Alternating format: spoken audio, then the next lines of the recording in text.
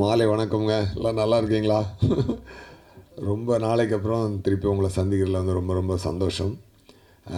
ஆக்சுவலாக ரீசெண்டாக ரிலீஸ் இல்லாமல் இருந்தனால, இப்போ இதை ஒரு சாக்கா வச்சு உங்களெல்லாம் சந்திச்சதில் எனக்கு ஃபஸ்ட்டு சந்தோஷம் அது எனக்கு முதல்ல. அப்புறம் ஆம், நல்ல ஒரு மாலை. குஷி படத்துக்கு நீங்கள் ப்ரெஸ்லேயே இவ்வளோ ரெஸ்பான்ஸ் கொடுத்தீங்கன்னா தியேட்டர் என்ன ஆக போகுதுன்னு தெரியல. அதுவும் இன்றைக்கி இளைய தளபதியை திருப்பி பார்க்குறதுக்கு எனக்கே ரொம்ப சந்தோஷமாக இருக்குது. திருப்பி ரொம்ப ரொம்ப ஏன்னா we are missing that space இல்லை. ரொம்ப ரொம்ப க்யூட்டாக ரொம்ப அழகான ஒரு பர்ஃபார்மன்ஸ்.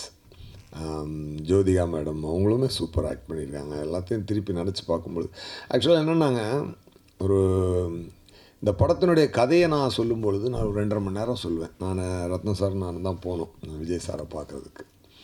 அப்போ நம்ம படம் சொல்லும்பொழுதே நம்ம மைண்டில் படத்தை பார்த்துடுறோம். அதுக்கப்புறம் பார்த்திங்கன்னா சீனை ஒன்று ஒன்றா ஷூட் பண்ணும்பொழுது நம்ம ஷூட் பண்ணி ஒரு சீனை வந்து நாங்கள் வந்து 1 லேக் டைம் பார்ப்போம். ஏன்னா எடிட்டிங்கில், அது டிஸ்கஷனில், மியூசிக் டைரக்டருக்கு கதை சொல்லும் பொழுது, அசிஸ்டன்ட் டைரக்டருங்களுக்கு கதை சொல்லும் பொழுது, டேரக்டர் அந்த சினிமோட்டோகிராஃபருக்கு கதை சொல்லும் பொழுது, ஃபைட் மாஸ்டருக்கு கதை சொல்லும் பொழுது, எடுத்த சீனை எடிட் பண்ணும்பொழுது, விஜயன் சாரோட உட்காந்து ரஷ்ஷு பார்க்கும்போது, ஒவ்வொரு டைம் பார்த்திங்கன்னா கிட்டத்தட்ட ஒவ்வொரு சீனையும் நாங்கள் வந்து மிக்சிங் எல்லாத்துலேயும் பார்த்தோம். ஃபைனல் ட்ரிம்மிங் மிக்சிங் இது வரைக்கும் பார்த்திங்கன்னா கிட்டத்தட்ட 1 லேக் டைம் வந்து ஒரு சீனை நாங்கள் கோத்ரூ பண்ணுறோம் அந்த மைண்டில். ஸோ அப்போ பார்த்து இருக்கும்பொழுது படம் ரிலீஸ் ஆகுறதுக்குள்ளே வந்து பார்த்திங்கன்னா அந்த டைரக்டருக்கு இந்த படம் வந்து என்னது நல்லா இருக்கா நல்லா இல்லையா அதுவே மறந்துடும். அந்த அளவுக்கு நாங்கள் ஆகிடுவோம். ஏன்னா ஒரு 100 தடவை பார்த்த ஒரு சீனால் ஆகிடுவோம். அதனால் அதுக்கப்புறம் தியேட்டரில் ஆடியன்ஸோடு போய் ஆடியன்ஸ் ரசிக்கிறதும் கைத்தட்டுறதையும் பார்த்து பரவாயில்ல நம்ம நினச்சது கரெக்டாக இருக்குது அப்படின்னு தான் பார்க்க முடிஞ்ச வழியற ஒரு ஆடியன்ஸாக நாங்கள் ஒரு மேக்கர் வந்து அந்த படத்தை என்ஜாய் பண்ணவே முடியாது ஒரு ஆடியன்ஸ். ஏன்னா ஆடியன்ஸ் வந்து ஃப்ரெஷ் மைண்டில் வருவாங்க, அவங்களுக்கு எதுவுமே தெரியாது. ஒரு ஆடியன்ஸாக ஃபஸ்ட்டு என்ஜாய் பண்ணுவாங்க. ஃபஸ்ட் டைம் நான் ஆடியன்ஸாக இந்த சாங்கை பார்த்தேங்க இந்த படத்தை. ஏன்னா ரியலாக நான் என்ஜாய் பண்ணேன் உண்மையாக. சே அப்போ ஆடியன்ஸ் எவ்வளோ என்ஜாய் பண்ணியிருப்பாங்கல்ல அப்படின்றது எனக்கு இன்றைக்கி ஃபீல் ஆச்சு உண்மையாகவே. ஏன்னா 20 இயர்ஸ் ஆச்சு இல்லையா. ஸோ அவ்வளோ கேப் விட்டு இந்த படத்தை பார்க்கும்பொழுது அவ்வளோ ஒரு பரவசம் ஒன்று உண்டாகுது மனசுக்கு. அப்போ தான் நான் நினச்சேன், இப்போ இந்த மைண்டில் இன்றைக்கி நான் வந்து ஒரு டேக்காவாக எடுத்துக்கிறேன்னா கில்லரில் இதுலேருந்து கொஞ்சம் கூட குறையாமல், என்டர்டெயின்மெண்ட் குறையாமல் இதே எனர்ஜியோடு இதே இருக்கணும், அதை மிஸ் பண்ணிடவே கூடாதுன்னு ஒரு ரிஃப்ரெஷிங் மொமெண்ட்டாக இருந்துச்சு இன்றைக்கி இந்த ஷோ. மேபி இந்த ரிலீஸே வந்து எனக்கு அது ஒரு ரீஃப்ரெஷிங் மொமெண்ட்டாக இருக்க போகுது கண்டிப்பாக. அதுவும் இல்லாமல் கட்டிப்புடுறா சாங் என்னங்க இங்கேயே 3 தடவை ஒன்ஸ் மாதிரி கேட்குறீங்க. ஐயோ என்ன ஒரு அதில் என்னென்னா ஒரு ஒரு ஒரு கிளாமர் சாங் தான். ஆனால் அதில் ஏன் அவ்வளோ ஒரு ஈர்ப்பு இருக்குதுன்னு சொல்லி பார்த்தீங்கன்னா, நாட் ஓன்லி அந்த சாங்கில் வந்து அந்த மெலடி வந்து ஒரு ஸ்வீட்டான மெலடிங்க. அது ஒரு ஒரு ஒரு பழைய பாட்டு உண்டு, செந்தமிழ் தேன் மொழியாள் நிலாவென சிரிக்கும் மலர் கொடியாள் நிலாவென சிரிக்கும் மலர் கொடியா. அந்த பாட்டு தான் தேவா சார்கிட்ட சொல்லி இது இப்படி மாற்றலாம் சார்னு சொல்லி கேட்டு, செந்தமிழ் தேன் மொழியாள் கட்டி பூடிடா. ஏன் உங்களுக்கு எத்தனையோ ஒரு ஒரு கிளாமர் சாங் வந்திருக்கு, ஆனால் ஏன் உங்களுக்கு அது ஈர்க்குது அப்படின்னு சொல்லி பார்த்தீங்கன்னா, அது ஒரு அருமையான ஒரு பொயட்டிக் சாங். அது அந்த பொயட்டிக்கான ஒரு சாங்லேருந்து எடுத்த மெலடின்றதுனால அந்த மெலடி வந்து அப்படி உள்ளே புகுறுது, ஆடியன்ஸுக்குள்ளே அப்படி புகுறுது. அது ஒரு ஒரு ஒரு வார்ம் ஃபீலை ஒன்று க்ரியேட் பண்ணுது. அது வைரமுத்து சாரோட லிரிக் ஆகட்டும், மும்தாஜினுடைய இதாகட்டும், அந்த டான்ஸ் மாஸ்டர் தாரா மாஸ்டர் அவங்களோடதாகட்டும், இளைய தளபதி அதில் அப்படி உள்ளே புகுந்தவர் அவர் பண்ண ஒரு எனர்ஜி ஆகட்டும், எல்லாமே சூப்பர். அது வந்து ரொம்ப ஹாப்பியாக இருக்குது. நாட் ஓன்லி தட் சாங், மொட்டு ஒன்று மலர்ந்தது லிரிக்குக்கு டியூன் போட்டார் தேவா சார். இந்த லிரிக்கு சார் இந்த வழக்கமாக டியூன் போட போனோடனே தேவா சார்ட்டு வந்து, சார் என்ன பண்ணலாம் இன்றைக்கி அப்படின்னு சொல்லி கேட்பார். இந்த இடம் வந்து நம்ம வந்து ஒரு லிரிக்கை கொடுக்குறேன், நீங்கள் டியூனுக்கு லிரிக் இல்லை சார், இந்த இடம் லிரிக்கை தரோம், நீங்கள் அதுக்கு டியூன் போடணும் சார் அப்படின்னு சொல்லி சொன்னேன். என்ன லிரிக் சார்னா, வைரமுத்து சார் ஒரு லிரிக் வச்சுருந்தார். மொட்டு ஒன்று மலர்ந்திடம் மறுக்கும், முட்டும் தென்றல் அதை மெல்ல திறக்கும், இது மலரின் தோல்வியா இல்லை காற்றின் வெற்றியா, கல்லுக்குள்ளே சிற்பம் தூங்கி கிடக்கும், சின்ன ஊழி தட்டி எழுப்பும், இது கல்லின் தோல்வியா இல்லை ஒளியின் வெற்றியா அப்படின்னு அவர் சொல்லும்போதே அவர் அப்படி ஒரு பொயட்டிக்கான ஒரு பெண்ணுக்கும் ஆணுக்கும் இருக்கக்கூடிய சண்டை என்பது, அந்த ஊடல் என்பது, ஊடலுக்கு இதை விட சிறந்த வரிகள் போடவே முடியாது. நேகம் என்பது மலை முடிச்சு காட்டு முட்டினால் அவிழ்ந்து கொள்ளும், காதல் என்பது இரு மனம் முடிச்சு கண்கள் முட்டினால் சேர்ந்து கொள்ளும். அந்த மாதிரி ஒரு ஒரு எக்ஸ்ட்ராடினரி லைன்ஸ் இதெல்லாம் வந்து அதுக்கு வந்து நான் இப்போ தேவா சார்ட்ட கேட்டேன், இந்த பழைய பாட்டுக்கு இல்லையா, மொட்டு சிட்டுக்குருவி அந்த மாதிரி வேணும் சார் அப்படின்னு சொல்லி கேட்டேன். தேவா சார் ரொம்ப அழகாக அந்த டியூனை போட்டு கொடுத்தார். அமைந்தது சார், இந்த படத்திற்கு அனைத்தும் அமைந்தது. இந்த படத்துக்கு விஜய் சார்ட்டு போய் கதை சொல்லும் பொழுது அமைதியாக கேட்டதும், அவர் கேட்டு முடித்தோடனே அவர் பெரிய ரியாக்டே பண்ணல. ஒருவேளை அவருக்கு பிடிக்கலையே அப்படின்னு நினச்சிட்டேன். ரத்னம் சாரை பார்த்தேன், என்ன சார் ஒரு மாதிரி அமைதியாக இருக்கார். விஜய் சார் உங்களுக்கு பிடிக்கலன்னா நான் வேணா வேறு கதை சொல்கிறேன் அப்படின்னு. ஏன் நல்லா இருக்கே இதே பண்ணுவோம் அப்படின்னாரு. ஓ இதுக்கு என்ன ஏங்க நல்லா இருக்குன்றதுக்கு இதான் ரியாக்ஷனா, நமக்கெல்லாம் கொஞ்சம் வைப்பு கொடுக்கணும் சார் அப்படின்னு சொல்லி அப்படி ஒரு பிரமாதம். ஆமாம், அப்படி ஒரு பிரமாதமான ஒரு அனுபவம். ரத்னம் சாருமே வந்து பார்த்திங்கன்னா ஒரு மிகப்பெரிய ப்ரொடியூசர். அப்புறம் ஒரு டாபிக் வர்றதுக்கு முன்னாடி நான் 2 பேரை பற்றி சொல்லி ஆகணும். ஒன்று மறைந்த அமரர் ஒளிப்பதிவாளர் ஜீவா சார் வந்து இன்றைக்கி இந்த படத்துக்கு இப்படி ஒரு அருமையான விஷுவல்ஸை கொடுத்துருக்காருன்னு சொல்லி சொன்னான். டெஃபினட்டாக அவர் இந்த ஒரு கணத்தில் நான் நினைத்து பார்க்கிறேன். அதுக்கப்புறம் அந்த படத்தில் வந்து நல்ல ஒரு வைப்பு கொடுத்த விவேக் சார், அவர் இந்த படத்துக்கு பண்ண ஒரு கான்ட்ரிபியூஷன் எல்லாமே வந்து மக்களுக்கு அவ்வளோ ஈஸியாக அதை கொண்டு உள்ளுக்குள்ளே நல்லா அவங்கள சீன் கதையாக போகும்போது நடுவில் அவர் மாதிரியான சீன் வந்து கொடுக்குற ரிலீஃப் வந்து அடுத்து அந்த கதையை ஃபாலோ பண்ணுறதுக்கு அது கொடுத்த ஒரு எனர்ஜி என்பது மிகச்சிறந்த ஒரு எனர்ஜி. எல்லாமே அந்த மாதிரி அதே மாதிரி ரத்னம் சார் வந்து ஒரு மிகப்பெரிய ப்ரொடியூசர். இன்றைக்கி வந்து அவர் பார்த்திங்கன்னா அவர் காசு வந்து அவர் இந்த படத்துக்கு நீங்கள் ஆடியன்ஸாக நீங்கள் எவ்வளோ காசு அவருக்கு கொடுத்தாலும் அது வந்து தகும், அது வந்து பத்தாது. ஏன்னா அவ்வளவு செலவழிச்சிருக்காரு இந்த இண்டஸ்ட்ரிக்கு. அவர் தன்னுடைய பெரும்பான்மையான வாழ்க்கை இந்த இண்டஸ்ட்ரிக்கு அவர் செலவழிச்சிருக்காரு. எத்தனை இயக்குநர்களுக்கு வாழ்க்கை, எத்தனை மியூசிக் டைரக்டருக்கு வாழ்க்கையை கொடுத்துருக்காரு, என்னுடைய வாழ்க்கையை அடுத்த கட்டத்துக்கு எடுத்துகிட்டு போகிறதுக்கு குஷி ரொம்ப முக்கியமான ஒரு காரணமாக இருந்தது. இன்றைக்கி வந்து நான் தெலுங்கில் நடிக்கிறேன் இதெல்லாம் சொல்லி வந்தாலும் இன்றைக்கி நான் போகும்போது நான் தெலுங்கில் எனக்கு ஒரு ரெப்புடேஷன் இருக்கிறதுக்கு ஒரு முக்கியமான காரணமாக இருந்தது அந்த குஷி தெலுங்கில் எடுத்தது. கண்டிப்பாக அதுக்கு வந்து நான் ரத்னம் சாருக்கு என்றைக்குமே நான் நன்றி சொல்லுவேன். டெஃபினட்டாக ஒரு சிறந்த ஒரு கேட்டை ஓப்பன் பண்ணி கொடுத்து என்னுடைய கலை தீனிக்கு வந்து ஒரு அடுத்த கட்டத்திற்கு கொண்டு செல்லக்கூடிய ஒரு படமாக இந்த குஷி அமைந்தது. அதுக்கப்புறம் வந்து நான் என்றைக்குமே வந்து டைரக்டர் ஆகணும்னு இண்டஸ்ட்ரிக்கு வரவே இல்லை. நான் வந்து நடிகனானு வந்ததுனால தான் உங்களுக்கே தெரியும். பட் அதனால தான் அதுக்கப்புறம் நான் டைரக்ஷன் நிப்பாட்டிட்டு ஆக்டிங்கில் நியூ வேறு எப்படி போயிட்டது. பட் இப்போ நான் திரும்பி பார்க்கும் பொழுது இதில் இவ்வளவு அதான் சொல்லேன், ஆடியன்ஸாக நான் இன்றைக்கி ஆடியன்ஸாக இந்த சின்ன ட்ரெய்லரையும் இந்த 2 சாங்கையுமே ரசித்தேன். அப்போ கண்டிப்பாக படம் எவ்வளோ ஒரு எனர்ஜியோடு வந்திருக்குன்னு பார்க்கும்போது இது ஒன்றே என்னென்னா சார், பிளெஸ்ஸிங் தான் சார். இது ஒரு நல்ல அமைந்த பிளெஸ்ஸிங். அன்றைக்கி பத்திரிக்கையாளர்கள் நீங்கள் கொடுத்த அன்பும் இன்றைக்கி அந்த ப்ரெஸ்ஸில் அன்றைக்கி நான் சந்தித்தவங்களாம் இன்றைக்கி அப்படியே பார்க்குற எல்லாரையும் ரொம்ப ரொம்ப சந்தோஷம். இன்றைக்கி புதுசான ஆளுங்களும் வந்திருக்காங்க. ஸோ குஷி மிகப்பெரிய கொண்டாட்டமாக இருக்க போகுது தியேட்டரில். அப்படி இல்லாமல் இன்றைக்கி ஆண்ட்ரூ சார் கூட வந்தார், என்னை பார்க்க ஆஃபீஸுக்கு வந்தார். வந்தவுடனே அப்புறம் ஆண்ட்ரூ சார் வந்து அதில் வந்து இப்போது என்னை வச்சு வதந்தின்னு ஒரு வெப்சீரிஸ் பண்ணார். அது நல்ல ரீச் ஆச்சு ப்ரைமில். அதுக்கப்புறம் கொலைகாரன் டைரக்டர் என்னுடைய அசிஸ்டண்ட் அவர். ஸோ வாலியிலேருந்து என் கூட அசிஸ்டண்ட்டாக ஒர்க் பண்ணார். சரி வந்தார், சார் வாங்க சார் எனக்கு குஷி இதுதான் ஈவெண்ட் தான் போகலாம் அப்படின்னு சொல்லிட்டு. ஏன்னா எனக்கு தெரிஞ்சு ரீரிலீஸுக்கு தான் ஃபஸ்ட்டு ப்ரெஸ் மீட்னு நினைக்கிறேன், இல்லை ஃபஸ்ட்டு ப்ரெஸ் மீட்டு. அதுவே ஒரு நல்ல ஒரு அருமையான ஒரு ஹிஸ்டாரிக்கல் மொமெண்ட்டு தான் இது. டெஃபினட்டாக ஒரு அதுக்கு வச்சுருக்கேன். ஓ சூப்பர். அதுவும் சூப்பர் படம் தான். அதனால சந்தோஷம். எனவே சக்தி சார் வந்து சக்தி ஃபிலிம் ஃபேக்ட்ரி அதில் ரிலீஸ் பண்ணுறாரு. அவருடைய இதில் உங்களுக்கு வாழ்த்துக்கள் சார். டெஃபினட்டாக அது வந்து என்னென்னா அவர் வந்து அவர் இதை வந்து ஒரு டிஸ்ட்ரிபியூட்டராக மட்டும் தொடலை. அவர் ஒரு ஃபேன் பாயாக, ஒரு லவர் பாயாக அவர் வந்து இந்த படத்தை குஷி அவர் வந்து எங்களை விட மனசுலேருந்து சந்தோஷமாக அவர் எடுத்துக்கொண்டு வந்திருக்கார். அதை I can feel it sir. அது உங்களுடைய எனர்ஜி என்னால் ஃபீல் பண்ண முடியுது. ரொம்ப ரொம்ப சந்தோஷம். அப்புறம் நம்ம குஷி படத்துடைய ஃபைனான்சியர் ரமேஷ் சாருடைய ஃப்ரெண்டு நம்ம முருகன் சார் அவரும் இங்கே வந்திருக்காரு. அவரும் தயாரிப்பாளர். ஸோ இண்டஸ்ட்ரியில் எவ்வளோ வளர்ச்சிகள், எத்தனையோ பேருக்கு ஒரு பாதையாக இருந்த குஷி. நமக்குமே இன்றைக்கி இதை ஒரு தான் ரீஃப்ரெஷிங்காக பார்க்கும்பொழுது இனிமேல் இந்த மாதிரி நல்ல மக்களுக்கு வந்து அந்த சாங்ஸ், அந்த எனர்ஜியான சாங்ஸ், அதெல்லாம் மேகம் கருக்குது அந்த பாட்டு எல்லாமே ஸோ மக்கள் பயங்கரமாக என்ஜாய் பண்ண போகிறாங்க. டெஃபினட்டாக எவர் கிரீன் மூவி குஷி. அது இறைவன் கொடுத்த ஒரு வரம், இறைவன் கொடுத்த ஒரு அமைப்பு, நல்ல விஷயங்களாக சேர்ந்து அமைந்தது. அப்படி ஒரு அமைப்பு வந்து ரொம்ப ரேராக தான் அமையும். அதை ஒரு ரொம்ப சந்தோஷமாக இருக்குது. Thank you so much. நீங்களும் ஒரு மியூசிக் டைரக்டர் அப்படிங்கிறதுனால நல்லா பாடுவீங்க. இந்த குஷி படத்தில் வந்து சார் கட்டிப்பிடி கட்டிப்பிட சாங் வந்து எடுக்கும் போதே இவ்வளோ ஹிட் ஆகும்னு நினச்சிங்களா? அந்த ஷூட்டிங் ஸ்பாட் எக்ஸ்பீரியன்ஸ் மட்டும் எங்களுக்கு கொஞ்சம் சொல்லுங்கள் சார்.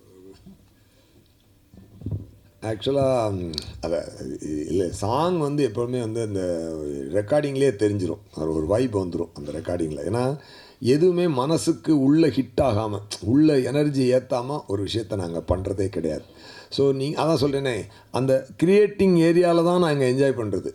அது மொத்தமாக ப்ராடக்டாக வந்து நிற்கும் பொழுது ஒரு நாள் என்ஜாய் பண்ணுவோம். ஒரு நாளில் நம்ம முகத்தையே கண்ணாடியில் பார்க்கும்போது ஒரு தடவை சூர்யா நீ ரொம்ப அழகாக இருக்கடா அப்படின்னு தோணும். ஒரு நாள் என்ன இவ்வளோ கேவலமாக இருக்கும் அப்படின்னு தோணும். அந்த மாதிரி அது வந்து உணர்வுகள் மாறிக்கிட்டே இருக்கும். அதனால் உண்மையை சொல்லணும் அப்படின்னு சொன்னால் நான் உண்மையாகவே சொல்கிறேன். நான் இன்றைக்கி ஆடியன்ஸாக தான் குஷியை என்ஜாய் பண்ணி இங்கே உட்காந்து பார்த்தேன் நான் இந்த சாங்கை பார்க்கும்போது. ஏன்னா நானும் இப்படி டிவியில் நிறைய டிவியில் வந்துருச்சு, யூடியூப்பில் பார்க்குறோம். நம்ம யூடியூப்பு சோனியில் கனெக்ட் பண்ணிவிட்டு அப்புறம் அப்படி பார்க்குறோம். அப்போமெல்லாம் அது இது பெரிய ஸ்க்ரீனில் பார்க்கும்பொழுது இன்னும் அதனுடைய டெஃபினட்டாக ஆடியன்ஸ் அதை என்ஜாய் பண்ணுவாங்க. இல்லை நீங்கள் கேட்ட கொஸ்டின் எனக்கு புரியுது. பட் என்னென்னா ஆமாம் இல்லை அதாவது என்னென்னா நாங்கள் எது பண்ணாலும் ஹிட் ஆகும் அப்படின்ற நம்பிக்கை எப்பொழுதுமே உண்டு. அது என்னென்னா நமக்கு உள்ளே ஹிட் ஆகிடுச்சுனாலே அது ஹிட் ஆகிடும், அவ்வளோதான். அதனால் அது ஒன்று தான். பட் உண்மையாக அன்றைக்கி என்ஜாய் பண்ணதை விட நான் இன்றைக்கி தான் ரொம்ப என்ஜாய் பண்ணேன். அதான் உண்மை. உங்கள் கொஸ்டினுக்கு அதான் ஆன்சர்.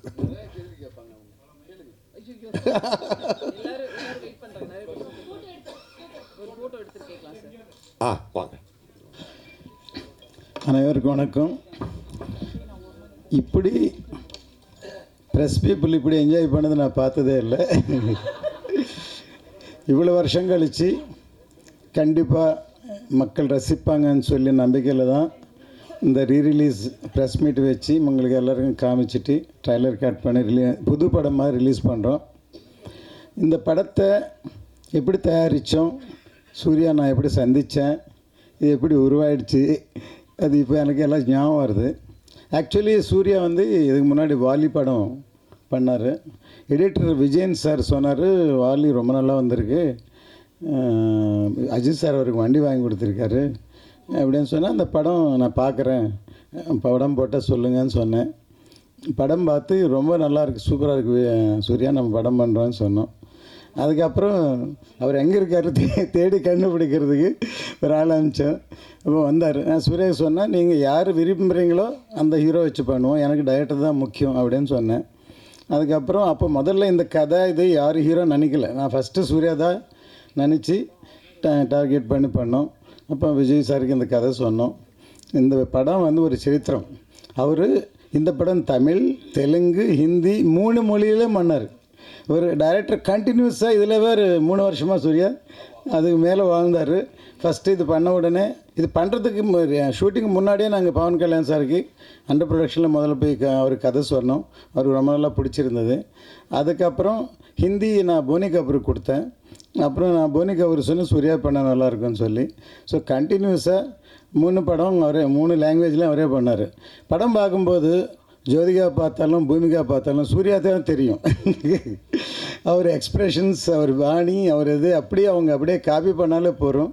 ஜோதிகாவுக்கு இது டெபியூ ஃபிலிம் ஹீரோயினா தமிழில். அவங்க நடிப்பு வந்து அவ்வளோ நல்லா சிறந்த, சூர்யாவுக்கு சொல்ல தேவையில்லை.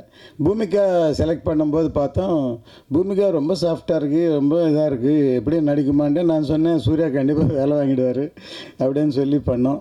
இந்த சாங்ஸ் வந்து இந்த மியூசிக் பார்த்திங்கன்னா இது வரைக்கும் தேவா மியூசிக் மாதிரியே தெரியாது. இது எத்தனையோ படம் பார்த்தோம். அப்போது அவங்க 3 பிரதர்ஸ் சேர்ந்து இருந்தாங்க. சில படங்கள் அப்படி டைரக்டருடைய டேஸ்ட்டு அமையறதும் காட் கிஃப்ட் இது எல்லாமே இருக்கும் கண்டிப்பாக. இந்த படத்துக்கு நான் வந்து டாப் ஆங்கிள் லவ் ஸ்டோரின்னு பேர் வச்சுருக்கேன். எப்படின்னா முதல்ல சொல்லிட்டார் டைரக்டர், இங்கே கல்கட்டாவில் ஒரு பையன் பிறந்தான், இங்கே ஒரு ஊரில் ஒரு பொண்ணு பிறந்தது, இவங்க 2 பேர் சேர போகிறாங்கன்னு முதல்ல கடவுள் டிசைட் பண்ணிட்டாருன்னு சொல்லிட்டார். சொல்லிவிட்டு எப்படி சேர போகிறாங்கிறதான் கதையை முதல்ல சொல்லிவிட்டு சேர போகிறாங்கன்ட்டு. ஸோ அது எவ்வளோ இன்ட்ரெஸ்டிங்காக இருக்குங்கிறது. ஆக்சுவலாக இந்த படம் வந்து விஜய் அந்த டைமில் மாஸ் ஹீரோ, இதில் ஃபைட்டே இல்லை, ரொம்ப சாஃப்டான படம் பண்ணோம். அவர் சொன்னார், விஜய் நல்லாயிருக்கு, எனக்கு ஒரு 2 ஃபைட்டு பண்ணுங்க அப்படின்னு சொன்னார். ஆனால் சூர்யாவுக்கு வந்து ஃபைட் வைக்கிறது இஷ்டம் இல்லை, ஆக்சுவலி லவ் ஸ்டோரி அப்படின்ட்டு. சார் நான் ஒரு நாள் டிஸ்கஸ் பண்ணியிருந்தேன், படம் நல்லா வருதுன்னு அவரும் ஃபோர்ஸ் பண்ணல. படம் முடிஞ்சிச்சு, ஃபஸ்ட் காப்பி வந்துச்சு, ரிலீஸ் உதயம் தேட்டரில் ப்ரிவ்யூ நடக்குது. நான் டெலிவரி போய் பால்கனியில் நின்று பார்க்கும்போது விஜய் ஃபேன்ஸ் எல்லாம் பெரிய பெரிய ஸ்டார் காட்டுறாங்க. இந்த கதை ஓகே பண்ணும்போது படம் எடுக்கும்போது இல்லாத ஒரு ஃபீலிங் கூட இல்லாமல் பண்ணோம். அந்த நிமிஷம் எனக்கு கால் அப்படியே நடுங்கிடுச்சு. ஏன்னா அவங்க பயங்கரமாக எக்ஸ்பெக்ட் பண்ணுறாங்க போல் இருக்கு. இது ஒரு மாஸ் ஃபிலிம் நினச்சா நான் இந்தியன் மாதிரி படம் பண்ணேன், இது ஒரு லவ் ஸ்டோரி, ஒரு இடுப்பு பார்க்குறது ஒரு ஈகோ லவ் ஸ்டோரி, எப்படி ரியாக்ட் பண்ணுவாங்களான்னு பயம். அந்த நிமிஷம் எனக்கு பயம் வந்துடுச்சு ஆக்சுவலாக. ஆனால் படம் அதே தியேட்டரில் மார்னிங் பார்த்தேன். ஃபஸ்ட்டு சீனுக்கு அப்புறம் கனெக்ட் ஆகிட்டாங்க, கிளாப்ஸ். சூர்யா படம் ஹிட்டுன்னு சொல்லிட்டேன் நான். ஸோ அது தமிழில் ஹிட் ஆச்சு, ஹிந்தியில் ஹிட் ஆச்சு. இப்போதுக்கும் இந்த சாங்ஸை பற்றி நீங்கள் எல்லாம் ஒன்ஸ் மோர் சொல்கிற அளவுக்கு இத்தனை வருஷம் அது லைஃப் இருக்குது இந்த சாங்க்கு. ஸோ இந்த படம் கண்டிப்பாக திருப்பி இப்போ ரீரிலீஸில் என்னென்னா, நான் லேட்டஸ்ட்டாக பார்த்தது, இந்த படம் எல்லாமே என் படங்கள் எல்லாமே ஃபிலிமில் ஷூட் பண்ணோம். இப்போ இதில் பார்க்கலாம், மீடியாவில் பார்க்கலாம், சோஷியல் மீடியாவில் பார்க்கலாம், தியேட்டரில் பார்த்து இந்த தியேட்டர் எக்ஸ்பீரியன்ஸ் இப்போ இருக்கிற ஜென்ரேஷனுக்கு இல்லை. இப்போ முதல் வாட்டி இதை டிஜிட்டலாக கன்வெர்ட் பண்ணி 4Kல ரிலீஸ் பண்ணுறதுனால இப்போ நீங்கள் ரசித்த மாதிரி ஃபேன்ஸ் எல்லாருமே வந்து தியேட்டரில் என்ஜாய் பண்ணலாம். அந்த தியேட்டர் எக்ஸ்பீரியன்ஸ்க்காக தான் ரீரிலீஸ் படங்கள் நல்லா போகுது. இப்போ பார்க்குற சந்தர்ப்பம் இல்லைல்ல. இப்போ லாஸ்ட் டைம் கில்லி பண்ணோம். கில்லி இந்தியாவிலவே ஃபஸ்ட்டு ரீரிலீஸில் பிக்கெஸ்ட் ஃபிலிம், பிக்கெஸ்ட் ஹிட்டு. இப்போ அடுத்தது இப்போ குஷி பண்ணுறோம். கண்டிப்பாக இப்போவே இங்கே ரிசல்ட் இங்கே தெரிஞ்சிச்சு எங்களுக்கு, கண்டிப்பாக பெரிய ஹிட்டாக நினைக்கிறேன். ஸோ நான் எப்போயும் இந்த அளவுக்கு பேசுனதில்லை, இப்போ மற்றதெல்லாம் சூர்யா தான் பேசுவார் எல்லாருக்கும். வணக்கம். செம எனர்ஜியாக இருக்குது இந்த சாங்குக்கு ப்ரெஸ்ஸுக்கிட்டேருந்து இருந்த வரவேற்பு, ப்ரெஸ்ஸுக்கிட்டேயே ஒரு வரவேற்பு வந்துருச்சுன்னா தேட்டரில் என்னவாக இருக்குங்கிறத வந்து நினச்சி ஒரு டிஸ்ட்ரிபியூட்டராக அவ்வளோ பெரிய சந்தோஷம். ஒவ்வொரு படத்தையும் வந்து என்னென்னா ப்ரெஸ் பார்க்கும் பொழுது ஒரு தராசு வச்சுட்டே பார்ப்பாங்க, அது ஒரு வேலையாகவே பார்ப்பாங்க. எனக்கு நான் நினச்சது உண்டு, என்னைக்காச்சும் வந்து ப்ரெஸ்ஸை சந்தோஷப்படுத்துகிற மாதிரி, அது என்டர்டெயின்மெண்ட்டு தானே, அவங்களுக்கும் அது ஒரு என்டர்டெயின்மெண்ட்டாக மாறாதா அப்படின்னெல்லாம் சில ப்ரெஸ் மீட் நினச்சிருக்கேன். ஃபஸ்ட் டைம் ஒரு ப்ரெஸ் மீட்டே ஒரு ட்ரெய்லரையும் சாங்கையும் வந்து என்டர்டெயின்மெண்ட்டாக பார்த்தாங்க அப்படிங்கிறது வந்து மிகப்பெரிய ஆச்சரியமாக இருந்துச்சு. அதில் ஹைலைட்டான விஷயம், ஒரு சாங்குக்கு ஒன்ஸ் மோர் கேட்டாங்க. அதில் எனக்கு அதெல்லாம் விட ரொம்ப ஹைலைட்டாக இருந்தது, ஒரு சகோதரி கடைசியாக ஒன்ஸ் மோர் அப்படின்னாங்க பாருங்கள், அதுதான் வந்து பயங்கர ஹைலைட்டாக இருந்துச்சு. இதை விட ஒரு படத்தோட வெற்றியை வந்து வேறு எதுவுமே, ஏன்னா ஒரு ப்ரெஸ்ஸு வந்து இன்றைக்கி வந்து பல லட்சம் பேருக்கு சமம். ஒரு ப்ரெஸ்ஸிலேருந்து இங்கே 200 ப்ரெஸ் இருக்காங்கன்னா ஒவ்வொருத்தரும் இங்கே உட்கார்ந்துருக்க ஒவ்வொருத்தரும் பல லட்சம் பேருக்கு சமம். எனக்கு தெரிஞ்சு இந்த பல லட்சம் பேரோட வாழ்த்துக்களோட அவங்களையும் என்டர்டெயின் பண்ண ஒரு மிகப்பெரிய பிளெஸ்ஸிங்கோட சார் மிகப்பெரிய வெற்றி வந்து காத்துக்கிட்டு இருக்கு அப்படின்னு நினைக்கிறேன்.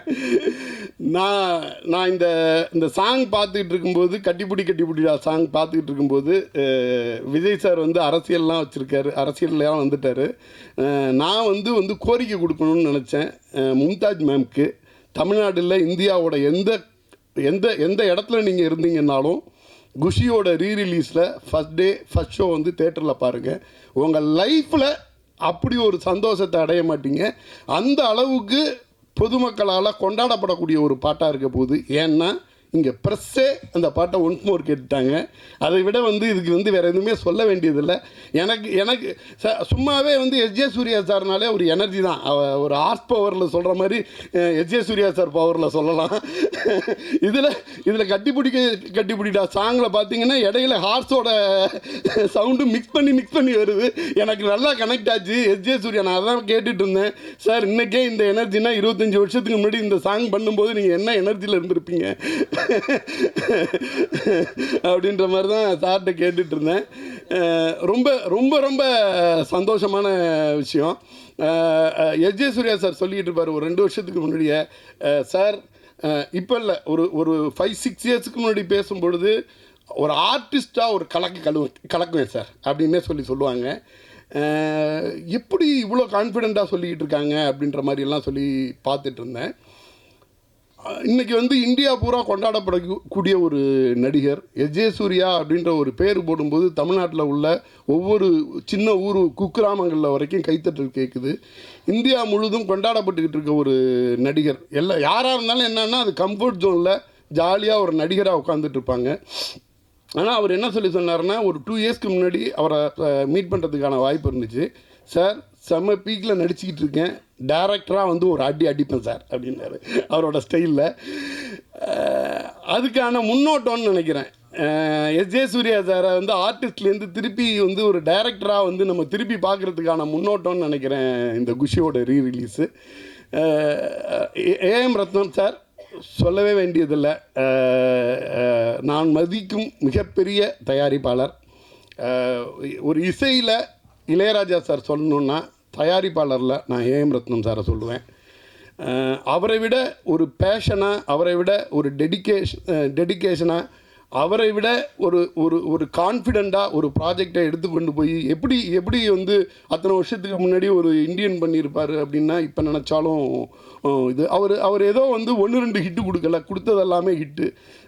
இந்தியன் ரன்னு, தூளு, கில்லி, குஷி, அவரோட ஹிட் லிஸ்ட்டை எடுத்துகிட்டு போனீங்கன்னா இது இங்கே மட்டும் இல்லை, தமிழ், தெலுங்கு. பேசிக்காக வந்து சார் ஒன்று சொல்லிகிட்டே இருப்பார், ஒரு ப்ரொடியூசருங்கிறது வந்து வெறும் ப்ராஜெக்ட் அசம்பிளராக இருக்கக்கூடாது, மேக்கராக இருக்கணும் அப்படிம்பாரு.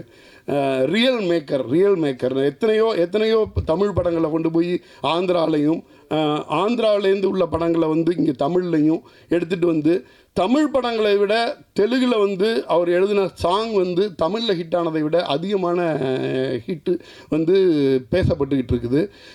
ஹிந்தி வரைக்கும் போய் பெரிய லெவலில் கொடி நாட்டிக்கிட்டு வந்த ஒரு தயாரிப்பாளர். அந்த தயாரிப்பாளரோட இப்போ நான் கில்லி ரிலீஸ் பண்ணோம். கில்லி வந்து ஆல் இண்டியா லெவலில் ஒரு ரெக்கார்ட் செட் பண்ணுச்சு. ரீரிலீஸில் வந்து அந்த படத்தை வந்து டச் பண்ண முடியுமா அப்படின்னு அண்ணாந்து பார்க்குற அளவுக்கு ஒரு மிகப்பெரிய கலெக்ஷனை கொடுத்துச்சு. நம்ம ரிலீஸ் பண்ண ஒவ்வொரு தேட்டருமே வந்து திருவிழா மாதிரி கொண்டாடப்பட்டுச்சு. எனக்கு தெரியும் அந்த அந்த அந்த ரிலீஸுக்கு ரத்னம் சார், நான் கில்லியோட ஃபஸ்ட் ரிலீஸில் நான் இருந்திருக்கேன். அந்த கில்லி படத்தோட ரிலீஸ்க்கு ரத்னம் சாரோட எஃபர்ட் என்ன, எந்த அளவு கான்ஃபிடென்ட்டோட அவ்வளோ பெரிய பட்ஜெட்டில் அன்னைக்கு அந்த படத்தை பண்ணாங்க அப்படிங்கிறது வந்து எனக்கு தெரியும். அந்த படத்தோட வெற்றி அன்னைக்கு அவருக்கு கிடைச்சதை விட, சாருக்கு கிடைச்சதை விட, இன்றைக்கி ஒரு வருஷத்துக்கு முன்னாடிக்க அவங்களுக்கு வந்து திருப்பி அது வந்து பண்ணுதுன்னா, என்றைக்கும் நம்ம பண்ண உழைப்பு, நம்மளோட டெடிகேஷன் ஒழுங்காக இருந்துச்சுன்னா நமக்கான சன்மானமோ வெற்றியோ அது வந்து கிடைச்சே தீரும் அப்படிங்கிற மாதிரி. அது மாதிரி அடுத்ததாக வந்து குஷியை கொண்டாந்து ரிலீஸ் பண்ணுறாங்க. ரிலீஸ் பண்ணால் எனக்கு வந்து என்னென்னா, ரிலீஸ் படங்கள் நிறையா பண்ணிக்கிட்டு இருப்பேன். ரிலீஸ் படங்கள் பண்ணிக்கிட்டு இருக்கும்போது ஃப்ரெண்ட்ஸுங்க வந்து வாழ்த்து சொல்லுவாங்க, இந்த படம் எடுத்திருக்கேன், நல்ல படம் அப்படின்லாம். நான் எனக்கு என்ன மாதிரி எனக்கு வாழ்த்துக்கள் வருமோ அதை விட பல மடங்கு கில்லிக்கும், அதை விட அதிகமாக குஷிக்கும் எனக்கு வந்துச்சு. எனக்கு அப்போவே வந்து அதோட சக்ஸஸோட மீட்ரு தெரிய ஆரம்பிச்சிச்சு. அந்த மாதிரி தான் இது வந்து என்னென்னா, ஒரு காலம் கடந்த ஒரு படமாகவே நிற்கிது. ஒரு குஷியை பொறுத்த வரைக்கும் ஒரு 2000 சொல்லும்போது சொல்லுவாங்க கம்மிங் ஆஃப் ஏஜ் ஃபில்ம் அப்படின்னு சொல்லிட்டு. நான் சொல்கிறேன் 2025 இயர்ஸ் கழிச்சும் இது கம்மிங் ஆஃப் ஏஜ் ஃபில்மாக தான் இருக்கும் அப்படின்னு நான் நினைக்கிறேன். இன்றைக்கி உள்ள 2K கிட்ஸு, சென்சி கிட்ஸ் யார் பார்த்தாலும் அவங்களாலையும் இந்த படத்தை வந்து ஒரு ஒரு ஒரு ஒரு ஈகோவையோ அல்லது ஒரு அடம்பிடிச்ச கழுதையோ அவ்வளோ அழகாக ரிலேட் பண்ணிக்க முடியும் அப்படின்னு நினைக்கிறேன். கண்டிப்பாக எங்களுக்கு என்ன ஆசைன்னா, நிறைய இடத்துல வந்து மகளிருக்கான பிரத்யேக ஷோ போடணுன்ற மாதிரி ஆசைப்படுறோம். FDFSல வந்து மகளிர் ஷோ போடணுங்கிறதே வந்து எங்களோட பிளானு. அது என்ன மாதிரி ரெக்குயர்மெண்ட் வருதுன்னு சொல்லிட்டு தமிழ்நாடு பூரா, ஏன்னா இது ஒரு செலிப்ரேஷனாக, ஒரு என்டர்டெயின்மெண்ட்டாக கொண்டாட்டம். அதாவது என்னென்ன, திருவிழாக்களே கொண்டாட்டம் தானே. நம்மெல்லாம் வந்து என்னென்ன, நம்மளோட மூதாதையர்கள் நம்ம எல்லாம் வந்து திருவிழாவிலே வாழ்ந்தோம். கூடி கொண்டாட்டமாக சந்தோஷமாக இருந்த நம்ம தானே. இன்றைக்கி நிறைய 2K கிட்ஸ்லேயும் ஜென்சி கிட்ஸுக்கும் வந்து அவங்களோட படிப்பு விஷயமாகவும் அவங்களோட பிள்ளைங்களோட படிப்பு, அப்பாக்களோட வேலை சார்ந்து அது மாதிரி திருவிழாக்களை எல்லாம் அட்டன் பண்ண முடியாமல் இருந்திருக்கும். திருவிழாவை மிஸ் பண்ணிங்கன்னா குஷி ரீரிலீஸை மிஸ் பண்ணிடாதீங்க. அது ஒரு மினி திருவிழா மாதிரி தான் அந்த தேட்டரில். நீங்கள் ஒரு கான்செப்ட் மாதிரி இருக்கும். அப்படி தான் நாங்கள் எங்களுக்கு கிடைக்கக்கூடிய எல்லா இடத்துல இருந்து வரக்கூடிய வரவேற்பும் அப்படி தான் இருக்குது. இப்போது இந்த சாங் வந்து சமுதாயத்தில் ஏற்படுத்தின இம்பேக்ட் அப்படின்னு பார்த்தீங்கன்னா, சாங்காகவே இப்போ எனக்கு என்னென்னா, பாப்பு ஒரு பொண்ணு ஒன்று தான் பார்த்தேங்கிறது வந்து பாப்புங்கிறது வந்து எல்லாருக்கும் தெரிஞ்ச வரி. எனக்கு ஞாபகம் இருக்குது, நான் இப்போ எனக்கு சினிமாவுக்கு சம்மந்தம் இல்லை. என்னோடய அண்ணன் பையனை வந்து நான் வந்து குட்டி பையனாக பிறந்தப்போ வந்து பாப்புன்னு கூப்பிட்டேன். அவன் கொஞ்சம் பெரிய பையனாக போனதுக்கு பிறகு அவனை பாபுன்னு கூப்பிடுவேன். அது வந்து பாப்பு பாட்டோட இம்பேக்ட்டு. இதை நான் சொல்லிக்கிட்டு இருந்தேன். அர்ஷத் பக்கத்தில் இருந்துட்டு சொல்லிகிட்டு இருந்தா, என்னோட அத்தை பொண்ணு அவங்க இப்போ வந்து MBBS முடிச்சிருக்காங்க, அமுதர்ஷினின்னு. அவங்க வந்து அரௌண்ட் 2000 பிறந்திருப்பாங்க போல். அந்த வீட்டில் அவங்களுக்கு நிக்நேம் பாப்பு. இந்த நிமிஷம் வரைக்கும் அவங்க டாக்டர் ஆகிட்டாங்க. வீட்டில் வந்து பாப்பு வந்தாங்க போனாங்க அப்படின்னு தான் சொல்லிக்கிட்டு இருக்காங்க. ஸோ அதாவது என்னென்னா, ஒரு இசையாக இருக்கட்டும், ஒரு கிரியேட்டிவாக இருக்கட்டும், அது மக்கள் மத்தியில் என்ன மாதிரி வந்து அதுக்கான லைஃப் அது தேடிக்குது அப்படின்னு பார்த்திங்கன்னா, அது மக்களோட ரொம்ப இணக்கமாக இருக்கும் பொழுது, மக்களை மகிழ்ச்சிப்படுத்தும் பொழுது, அப்போ தான் அது வந்து அவ்வளோ நெருக்கமாக இருக்கிறதுக்கான ஒரு வாய்ப்புள்ள ஒரு விஷயமா இருக்கும். குஷி நிறைய வெற்றிகளை பார்த்துருக்குது. 175 டேஸ் வந்து பல திரையரங்கங்களில் ஓடுனது. 100 டேஸ் எத்தனை தேட்ரு. அதை எடுத்து போடும்பொழுது தளபதி ஃபேன்ஸ் எல்லாமே வந்து ரொம்ப பாசிட்டிவான ஆட்கள். நான் ரீரிலீஸ்னு போட்டதுக்கு பிறகு அதுக்கு கீழே அழகாக டேட்டா எடுத்து போட்டிருந்தாங்க. அது 50 நாள் வந்து எத்தனை தேட்டரில் வந்து ஓடிச்சு, 100 நாள் எத்தனை தேட்டரில் ஓடிச்சு, 150 நாள் எத்தனை தேட்டரில் ஓடிச்சு அப்படின்னு சொல்லிட்டு அவங்களோட எனர்ஜியே நம்மளை வந்து இன்னொரு மடங்கு எக்ஸ்ட்ரா எனர்ஜியாக ஒர்க் பண்ண முடியுது. எங்களால் என்ன பண்ண முடியுதுன்னா, இதுக்கான ஒரு ரிலீஸ் படத்துக்கு வந்து நிறைய எக்கச்சக்க மெட்டீரியல் கிடச்சிரும். இதுக்கான மெட்டீரியலை வந்து நாங்கள் க்ரியேட் பண்ண வேண்டியது இருக்குது. ஆனால் என்னென்னா, ஒரு சின்ன மெட்டீரியல் நாங்கள் வந்து இந்த குஷியோட ரீரிலீஸ் பற்றி நாங்கள் ரிலீஸ் பண்ணுறோன்னா, அதுக்கு தரக்கூடிய வரவேற்பு இருக்குல்ல, எங்களை மேலே ஒர்க் பண்ண வைக்குது. அதை வந்து விஜய் ஃபேன்ஸ் வந்து அவ்வளோ அழகாக சோசியல் மீடியாவில் ரிசீவ் பண்ணுறாங்க. அவங்களுக்கு ஒரு மிகப்பெரிய எக்ஸ்பீரியன்ஸ் இருக்குது. ரிலீஸ் பற்றின ஐடியா ப்ராப்பராக இருக்குது. இந்த படத்தை இந்த மாதிரி ரிலீஸ் பண்ணுங்கள், எங்களுக்கு இத்தனை தேட்டரில் போட்டால் போதும், இந்த மாதிரி ரிலீஸ் பண்ணுங்கிற மாதிரி எல்லாம் வந்து பண்ணுறாங்க. எனக்கு வந்து என்னென்னா, அவங்க வந்து வேறு துறையில் இருப்பாங்க. வேறு துறையில் இருந்தால் கூட ஒரு சினிமா துறை சார்ந்த ஒரு விஷயத்தை எந்த அளவுக்கு நுணுக்கமாக வந்து கவனிக்கிறாங்க. அவங்க ஃபேன்ஸாகவே காலகாலமாக இருந்ததுனால ஒரு படம் அது வெளியீடு எப்படி இருக்கணும், ஒரு ரீரிலீஸ் வெளியீடு எப்படி இருக்கணும் அப்படிங்கிறது வரைக்கும் டிஸ்கஸ் பண்ணுற அளவுக்கு இருக்கிறது வந்து செம்ம எனர்ஜியாக இருக்குது. நாங்கள் வந்து ஒரு குஷி ரீரிலீஸ் பண்ணுறத மிகப்பெரிய ப்ரைடாக செம சந்தோஷமாக எடுத்து நாங்கள் பண்ணிக்கிட்டு இருக்கோம். நிச்சயமாக எனக்கு வந்து என்னென்னா, இன்றைக்கி ப்ரெஸ் மீட்டில் ப்ரெஸ்ஸோட எனர்ஜி லெவலில் 20% ஆடியன்ஸுக்கிட்ட இருந்துச்சுனாலே பல கோடி ரூபா வருமானம் சார், ரத்னம் சாருக்கு இன்றைக்கி சொல்லிடுறேன். நன்றி.